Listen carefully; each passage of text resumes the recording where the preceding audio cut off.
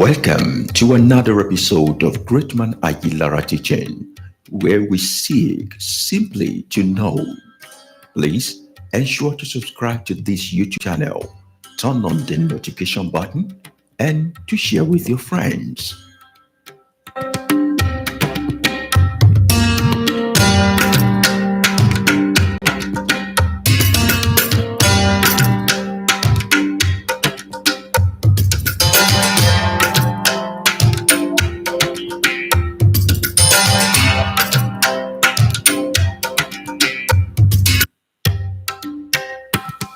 Welcome to another episode of Greatman Ayilara teaching, where we seek simply to know. Please ensure to subscribe to this YouTube channel, turn on the notification button, and to share with your friends.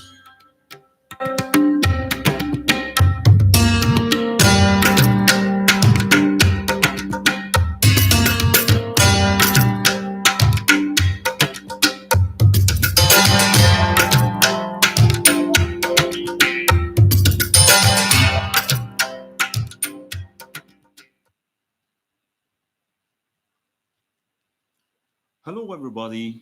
Welcome to another episode of Greatman Ayilara teaching, where we seek simply to know. And in seeking, we do not seek to make conclusions, but we allow conclusions to take us to the next destination. We find out enough truth for us to live today and survive till tomorrow, and tomorrow we continue where we stopped. A seeker does not put everything in a box or does not put a cap on things because he or she knows that this universe is too vast for you to now begin to say, this is white, this is black. Daily you learn. And that's what makes you different from those who are religious. So today, someone is asking, does God exist? And where is he? Where is God, if he actually exists? Surely, if God is a being, he must have a place where he chill and where he relax. Now, before we can determine the existence of a thing, let's trace it back to its etymology. Etymology means the origin of the word. And how credible a word is solely determined by the people who created the word. Number one, the word God is actually an English language. And don't you ever forget that English is a combination of several languages. It's a confused language in itself. Let's say some part of Anglophone is part of German and all the rest part of it, Latin and the rest. So, now that word God, which is God, let's begin to take a critical look at it today. Sorry, I will be talking fast. I don't want to spend much of your time. And I want to reel out as much as possible information to you.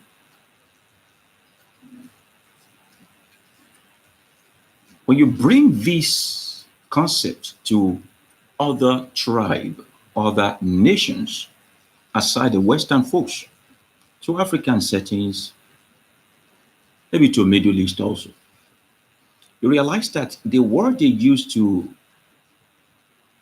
qualify the one who created the universe can be easily explained by the people of that language. If you are a South African, depends if you are Xhosa or Zulu, you call him different name. If you are from West African here, in Nigeria alone, we call him several names. Ubangiji, the northern part, Chineke, and the eastern part. In this part where I come from, Yoruba, we call him Eledumare.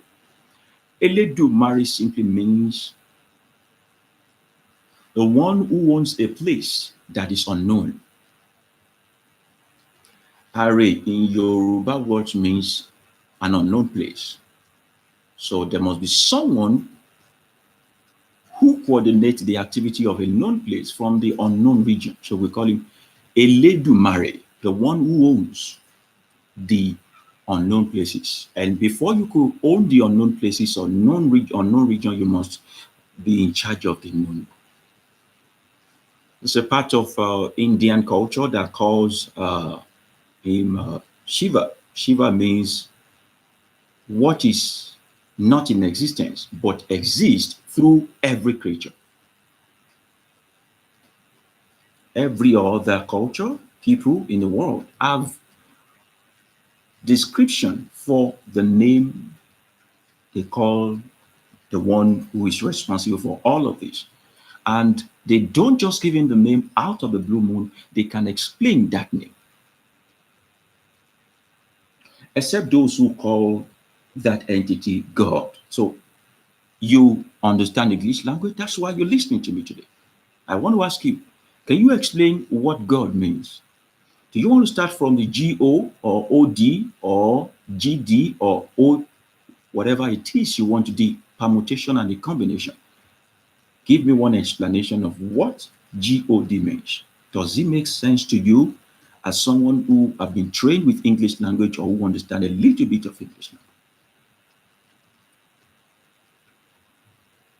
Now, how is it that people who do not have a definition for the word they use to qualify the source of the life can boldly, with all audacity, tell you that he or she or it exists? Now, we're talking about the etymology, right? For all I care, if you spell this God in small letter, they will tell you that it means little gods or idol. Now, idol is idol. Don't say spelling it in small letter means idol. Why do you have God in small letter? And then you also have a word called idol. And then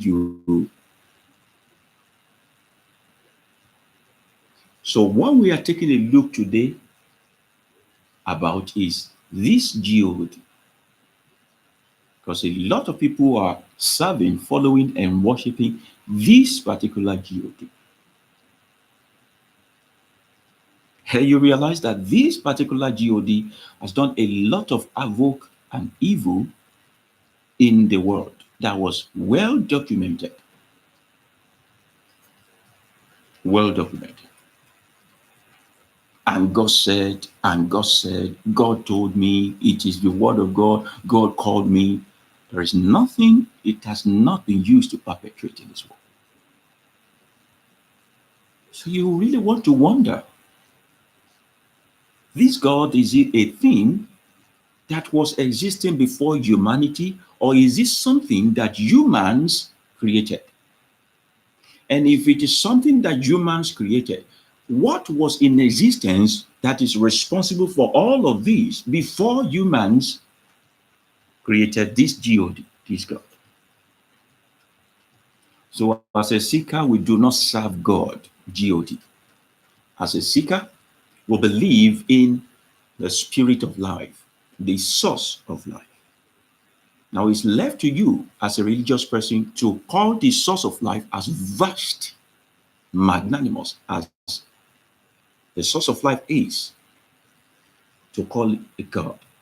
Now we try to also avoid putting a gender or a species on the source of life. So we simply say the source of life, the source of creation, the spirit of life. One day, a certain prophet was thirsty. He saw a well in the front and ran to the place to get some water. When he got there, he realized that there is nothing to use in fetching the water. And while he was waiting, maybe something could happen. A blind old man came to the well side.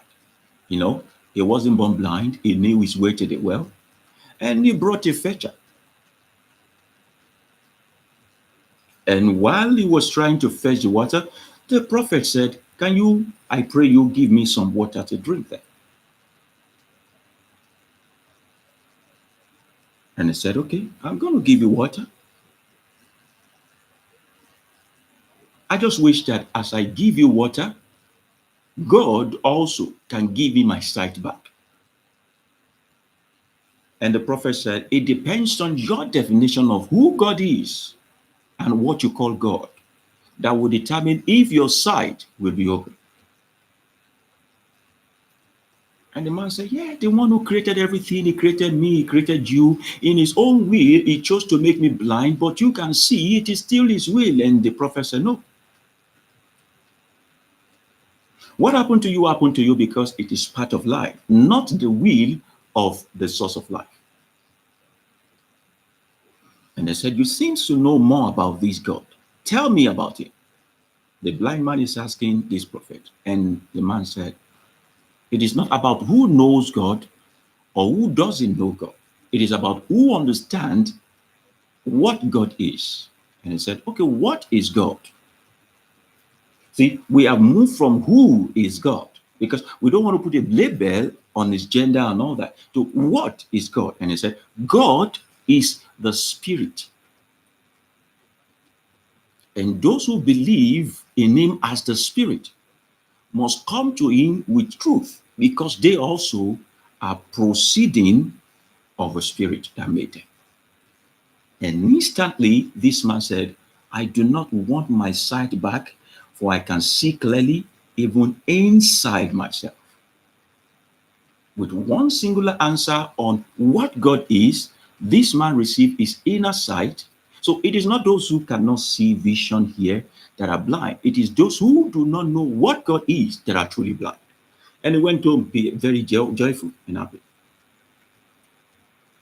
So as a seeker, we believe that God is not a thing or a being, a male or a female. So imagine that God is a man and his bank account is reading red. Oh, my fikaram, everybody. He will take it out on us. Men love money, right? Oh, imagine that God is a woman and she's doing a menstrual time. The world will not be easy. God is neither a male or a female. So you can't worship him as who. You can only find him out as what. And as much as you can, avoid calling him God. He is the spirit and the source of life. You see, that source of life is what gave you the concept to be able to now say the limitation of my knowledge will make me box you into this corner. And I'll be calling you God. I don't care what exists or what characteristics or attributes could be outside the circumference of being called God. I am so okay with calling you God. And whenever you call the spirit of life God, you will never know the spirit of life more than what has been documented or written down to be who God is. So who is this God to you? Let's take a cue about what has been written about this God.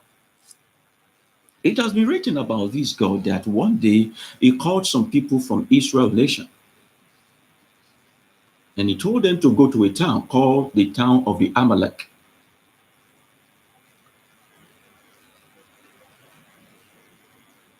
And he said, when you get to Amalek, kill all the children there, even the ones that are sucking breast. Kill all the women that cannot defend themselves. Make them a widow, and being a widow is not enough. Kill them also. Kill all the animals. The strangers that know nothing about what they have done to you, that are spending the night in that place, kill them also. That is what this God is. And we try to find out why will he do that. You know the offense of these people that was killed by this God that you have always known. When the Israel nation were coming out of Egypt, according to them, they asked for a rite of passage. Can we pass through your town to get to the next place? And those people said, sorry, we can't give you visa. Sorry, you cannot pass through. There is no transit visa. We are sorry. We are not fighting against you, but go and turn about the town. We don't have enough resources because we know that wherever you guys pass through, you mess it up. Please pass through another place. Because of the personal vendetta. They went back. When they are powerful enough, they destroyed those people. Imagine that because you went to a US embassy and they didn't give you visa to get to their country. You suddenly went into the corner of your room and you say, God told you to go and bomb US embassy and kill all the people there. Is that a God that you serve? I'm asking, is that a God that you serve? The existence of that God, how visible is it? Do you know that this God only exists in the vengeful section of human nature? This particular God exists in the vengeful and the personal vendetta sector of human mind and human nature. Very, very revenge oriented. Okay, you want to read about this God in the Quran as a Muslim. This God said, okay, you must fight jihad. When they refuse to bow down to me, what you must do is that you must kill them all. So I was debating with someone earlier on the nature of this God. He was telling me, as a man, you can have tree in your compound, you can decide to cut some down and not and let some other one leaves and all that. I'm like, okay, tomorrow if this God told other people to come kill us, would you give praise to him and say, glory to you for sending people to come and bomb us? And he said, why? Why would they do that? I said, that is what you should be feeling for every single person that was killed in the name of God, that was disenfranchised in the name of this God, that was embattled and bittered because of this God. Why? Because this God does not exist. He only exists not as the creator of the universe, but as the vengeful instrument of a religious act. Little wonder you are seeing Christians who are very, very, very, very dangerous in nature. They hardly forgive. Have you seen Muslims? They are driven by this God that does not exist anywhere apart from the heart.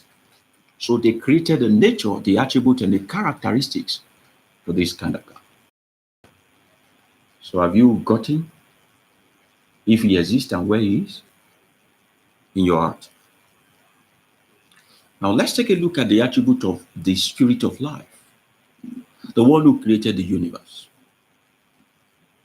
The nature of the spirit of life is increase, multiplication, blossomeness. And one thing I don't want you to miss as a seeker about the nature of the spirit of life is the spirit of life does not know the difference between evil and good. It is you that knows the difference between evil and good. And so you are the one who takes responsibility for it.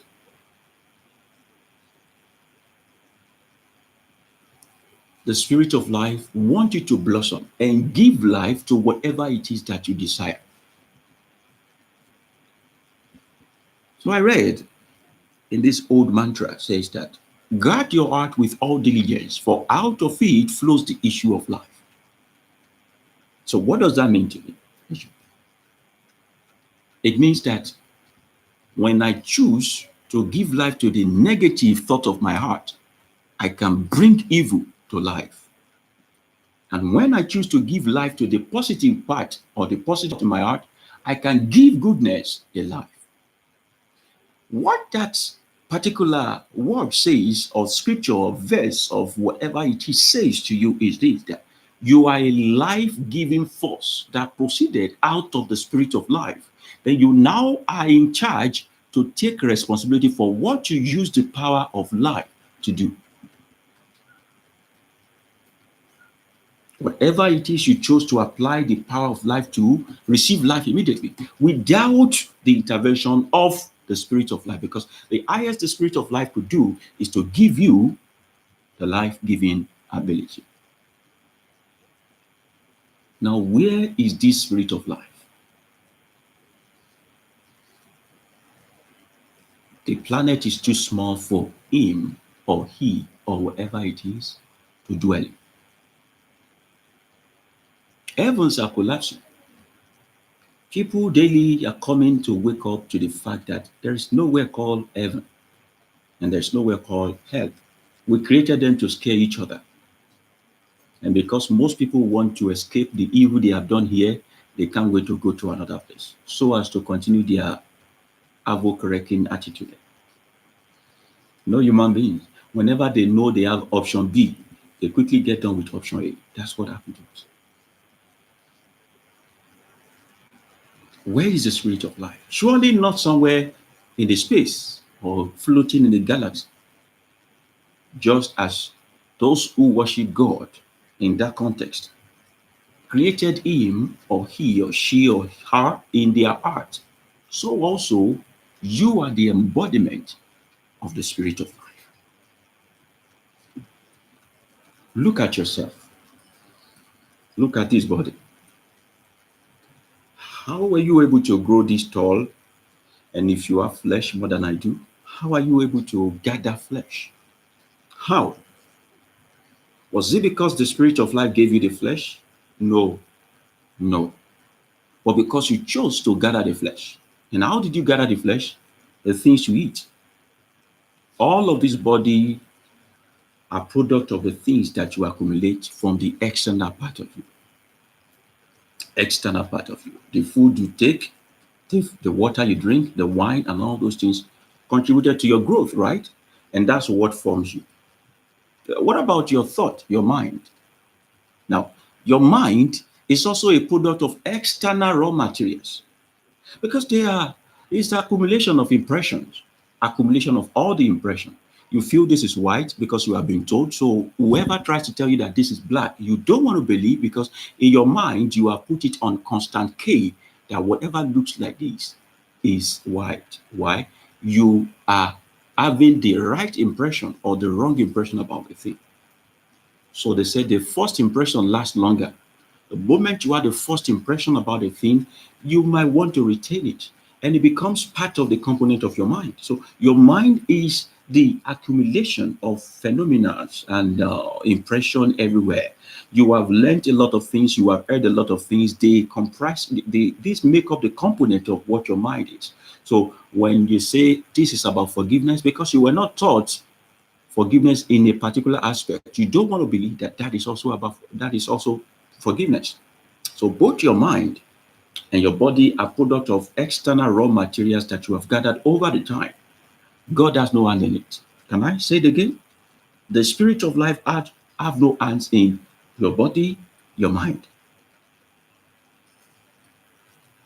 That's why they say you are what you eat. Yeah. So you eat well, you live well. You eat wrongly, you die healthy. Is that okay? So it doesn't matter if you fast and pray or you speak to this Spirit of life mouth to mouth. When you don't take care of your health, what happens to those who refuse to gather enough material to sustain this body happens to you? That's death. It doesn't matter if you read the Bible or Quran and all that. When you don't guard your mind to be applied to a positive part of life, what happens to mad people happens to you. Unfortunately, a lot of people dress well, they go out nice looking and all that, but they are mad.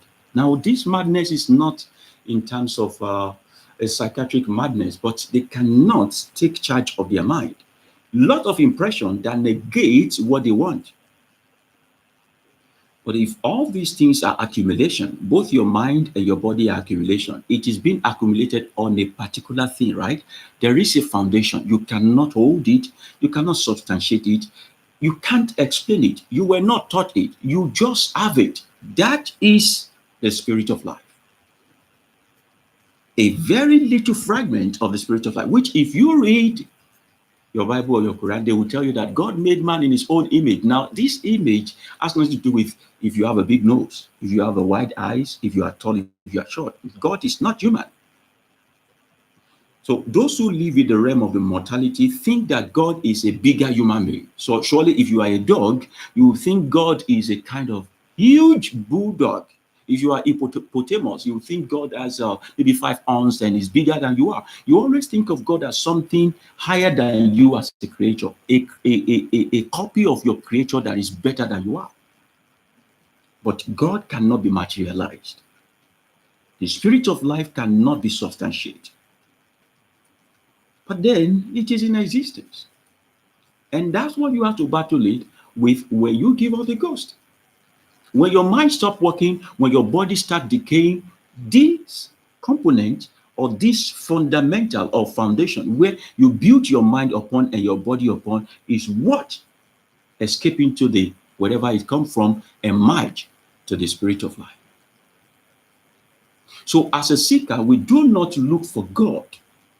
We are not saying if he exists or he doesn't exist. where he is or where he is not.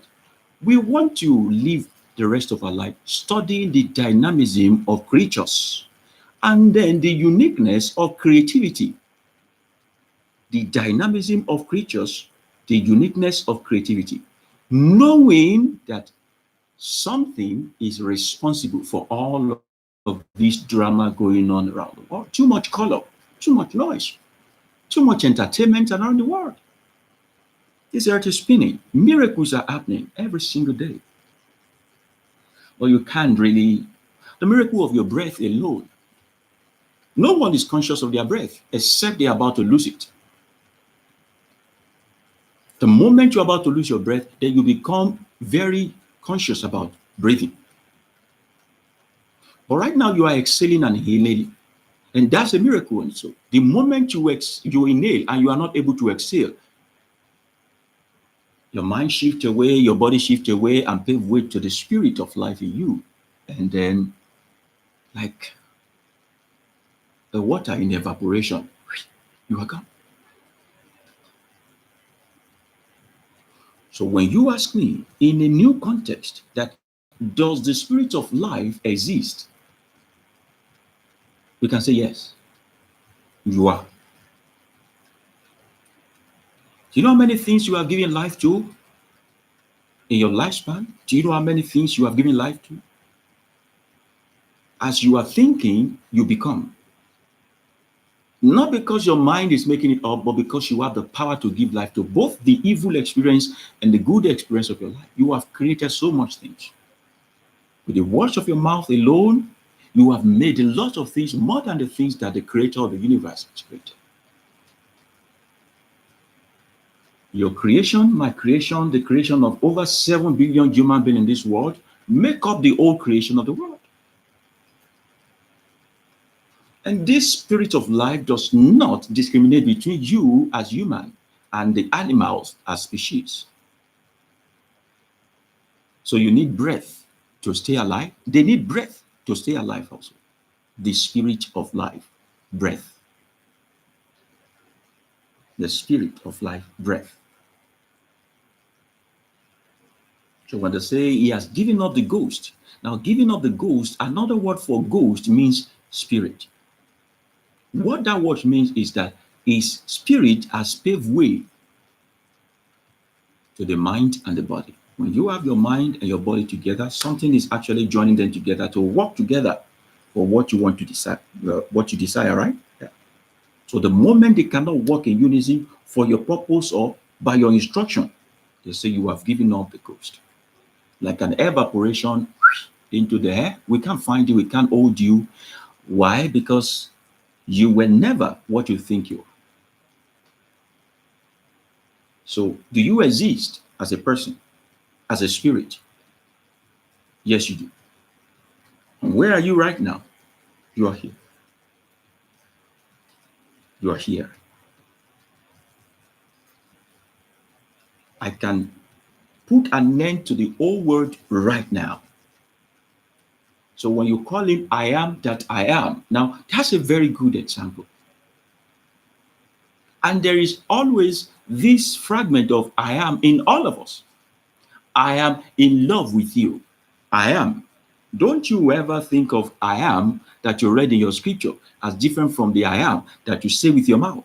To identify with yourself, to say to someone that you are in existence, first word that come out of your mouth or first statement is I am this and that. I am in love with you. I am a lawyer. What it means is that for now, what I am is a lawyer. I am your husband. I am your father. I am humble. I am a seeker. I am what I tell you that I am. Don't query me. I am who I am. Just take it like that.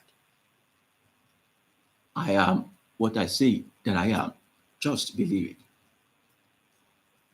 So, does the I am exist? Yes, it does. Where?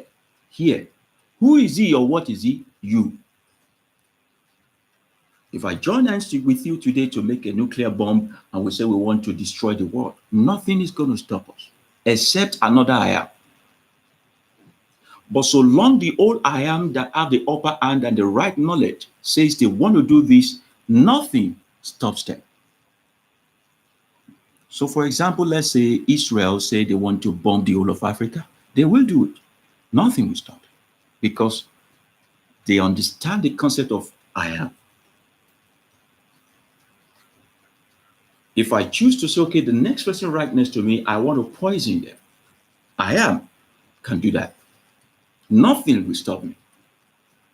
Except the other person also have the power to be observant and tune in to who they are. So we move away the word God that we cannot find its etymology, nor find a source for it, nor have explanation for. We input the spirit of life. And we go beyond the spirit of life and we say, I am that I am. And when you want to refer to yourself, what do you say first? I am. That's why it says that the one in you is greater than the one in the world, because you are even greater than everything that is external to you. Can I say that again? He said, greater is he that is in you than he that is in the world. Now, what that means is that who you really are is greater, and it is the combining or the holding force for both your mind and your body. Remember, I explained to you that your body is a composition of the materials you gather from external. Your mind is also a composition of all the impression you have gathered from outside of you. But because they came together and they are external things, they cannot hold themselves together. Physicality don't hold long. It expires so soon. You need the internalization to be able to hold them. That internalization is the spirit of life, the I am, that hold this together. So I am the owner of the gold. The gold is not me. I own the gold. Your property is not you. You own the property. What makes you put your name on the property is that I am, the element of I am in you. So do you exist? Yes. Where are you right? You are here. And today has nothing to do with where you go to in afterlife and all of these things. Let's leave that for another day, or you just go explore that by yourself. So greater is he that is in you. You, the real you, is better than the things you accumulate in this world. The real you is not what you collect from outside. It is not what you go to mountain to go look for, camps to go look for, church to go look for, reading the Bible or all of the. You can confess whatever you want to confess. It doesn't change the real you. And the real you is not found outside. It's inside of you. So when you think the real you is that God, it's not even outside or in the space or in the heaven. It's inside of you. That is where the spirit of life is. And until you begin to take responsibility for your presence in this atmosphere, you will never be able to do miraculous things. Only few people, microscopic few people, who have taken charge of the ability of I am in them, did something worthwhile. Until today, we follow them, we talk about them, we almost want to worship them as the only I am in the world, forgetting that we are also as I am, they are the way they are. So as a seeker, we believe the spirit of life made all this. And that spirit of life is not existing outside of us. It is living inside of us. So we also are part of that spirit of life. We can also create life. So when you understand you have this power and you exist as a perfect representation of the spirit of life here in this planet, please, I ask you now, what are you using your power to do? What do you use your ability of creation to do? The power to give life, what do you use it to do? So I ask you this, when you are here now, are you busy making a living, or you are busy making the living better? The living called human being. What are you using your power to do? Your resources, the things you have gathered, which is not actually you, the external materials you have gathered over the time and put your name as a label on it. What are you using them to do? Are you giving smile back to those who are crying? giving success to those who are failing, hope to those who are losing it, bringing life back in the life of those who are depressed. What exactly are you using your power of I am to do? And so if you exist in this world as a God, have we seen the effect of your divinity yet? Have we seen the effect? What is the impact of your divinity in this world? Surely you can't just live like mortal men and die like mortal men. Common people do that. You are beyond that rather. So as you seek, do you drag people along? As you find, do you share with others? May the Spirit of life give you understanding and wisdom to be able to comprehend this. It is in you, waiting for expression. And don't you ever forget, the Christians will say, the whole world, wait with eager expectation. The whole world wait with eager expectation for what? For the manifestation of this I am. I am. So while the world is waiting for your manifestation, you are waiting for the invasion. That's irresponsibility. While the whole world is waiting for your manifestation, they wait on you. Tell us what to do. Give us back our happiness. Take us to the next phase. Can we be happy being with you? Can you show us the way? Where is the light? We believe you can do it. You are waiting for invasion. Maybe aliens invasion or one supernatural gymnasium that will happen and the world will end. And the world is not ending. Do your part and leave the rest. So if you understand that the world will be a better place if you only live up to your responsibility and do your part in it, as a God, so to say, existing in this world, what will you be doing different? And I tell you today, you are a God. You are a replication, many streams of replication of the one who created everything. What will you do? Knowing that in your DNA perfectly is written and wired the same ability to make the world so beautiful, so colorful, so dynamic, so unique, like the spirit of life has done. That the old power has been relinquished unto you to determine who is happy, who is sad, who dies, who lives, who gets fed, who goes hungry, who goes to sleep, who wake up. What would you do differently with that power? Because you are capable of doing even more than that. Jesus said something. I love the man a lot. He said something, he said, don't see me as something so spectacular. I am no different from you. You are my friends. You are not my servant. Don't put me above yourself. I'm a human just like you. And I call myself the Son of Man. Said all these things that you think is a miracle and you saw me do. Said you can do them. And not that alone. You can do more than that. For my time is near. What have you done in that step? Have you discovered yourself too? Are you doing anything spectacular? Or you live by a book of memory where you say according to the Korean chapter, you are living a dead man's life. Tap into yourself and be useful to this world. My name is Greatman Ayilara, and only the truth I will share with you. Not because I want you to leave your religion or take away your necklace, which looks to me like a chain, but because there is no profit for me lying to you. Till the next time I see you again, I just want you to remain blessed and make sure you tap into several many grace that is available for you to be I am to someone right next to you. I believe in truth and I believe in love. Send in your comment, send in your queries, send in your question also to greatmanayilara@gmail.com. Greatmanayilara@gmail.com. You can follow me on all my social media at the Greatman Ayilara, both on Facebook and also on Instagram. And if you are a new watcher or newcomer on this platform, please press your subscribe button. It's not hard, and that notification button up there. The more we are, the more truth will flow. And if you are my friend and old subscriber, Don't be selfish. Use the share button and share this message with someone. And don't you forget, don't leave them alone to figure it out when they are confused. Let them understand that as a seeker, we don't make conclusion at one sitting. We seek. We have enough truth for us to live from one day to another day. From there, we pick it up and go over again.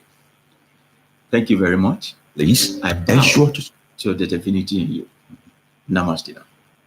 Button.